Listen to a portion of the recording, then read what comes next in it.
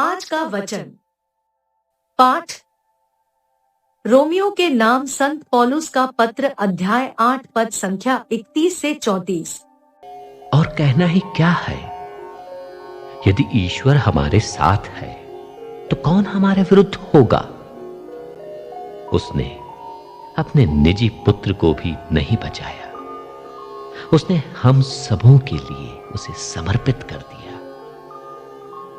तो इतना देने के बाद क्या वो हमें सब कुछ नहीं देगा। जिन्हें ईश्वर ने चुना है उन पर कौन अभियोग लगा सकेगा। जिन्हें ईश्वर ने दोष मुक्त कर दिया है उन्हें कौन दोषी ठहराएगा। क्या ईसा मसीह ऐसा करेंगे? वो तो मर गए, बल्कि जी उठे और ईश्वर के दाहिने विराजमान होकर हमारे लिए प्रार्थना करते रहते हैं। यह प्रभु ईश्वर की वाणी है। सुसमाचार संत मार्कुस अध्याय 9 पद संख्या 2 से 10। 6 दिन बाद ईसा ने पेत्रुस, याकूब और योहन को अपने साथ ले लिया और वो उन्हें एक ऊंचे पहाड़ पर एकांत में ले चले। उनके सामने ही ईसा का रूपांतरण हो गया। उनके वस्त्र ऐसे चमकीले और उजले हो गए कि दुनिया का कोई भी धोबी उन्हें उतना उजला नहीं कर सकता। शिष्यों को एलियस और मूसा दिखाई दिए। वे ईसा के साथ बातचीत कर रहे थे।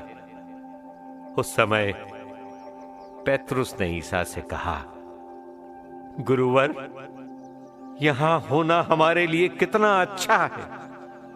हम 3 तंबू खड़ा कर दें, एक आपके लिए, एक मूसा और एक एलियस के लिए।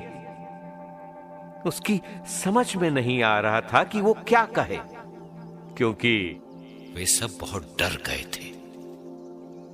तब एक बादल आकर उन पर छा गया और उस बादल में से ये वाणी सुनाई दी,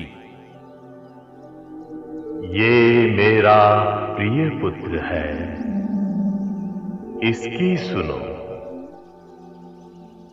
इसके तुरंत बाद जब शिष्यों ने अपने चारों ओर दृष्टि दौड़ाई तो उन्हें ईसा के सिवा और कोई नहीं दिखाई पड़ा।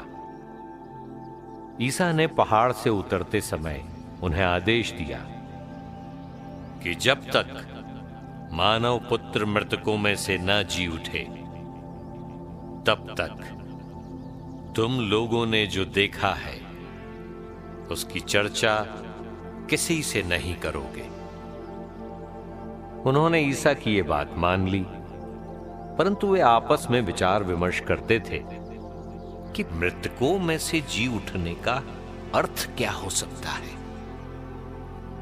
यह प्रभु का पवित्र सुसमाचार है। आमीन। आज का चिंतन, परमेश्वर के वचन में जीवन सामर्थ है, ज्योति तथा जीवन बदल देने वाली सामर्थ है। कई बार हमें लगता है कि कोई हमारे विरुद्ध षड्यंत्र रच रहा है, कोई हमारे खिलाफ जादू टोना या कोई शैतानी कार्य कर रहा है। लेकिन यह भूल जाते हैं कि यदि ईश्वर हमारे साथ हो तो कौन हमारे खिलाफ षड्यंत्र रचेगा।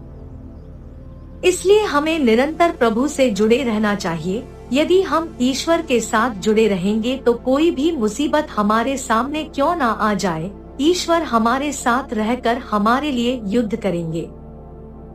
कई बार हम अपने जीवन में हताश निराश हो जाते हैं, हम टूट जाते हैं, लेकिन ईश्वर का साथ ही हमें दिलासा देता है।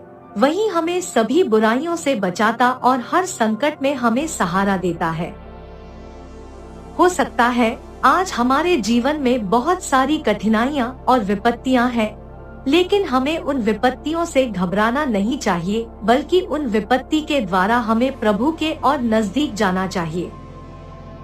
तो आइए इस चालीसा काल में हम वचनों पर मनन करें, प्रार्थना में जुड़े और प्रभु के सामर्थ्य में रहकर पवित्रता का जीवन जी सके। आमीन।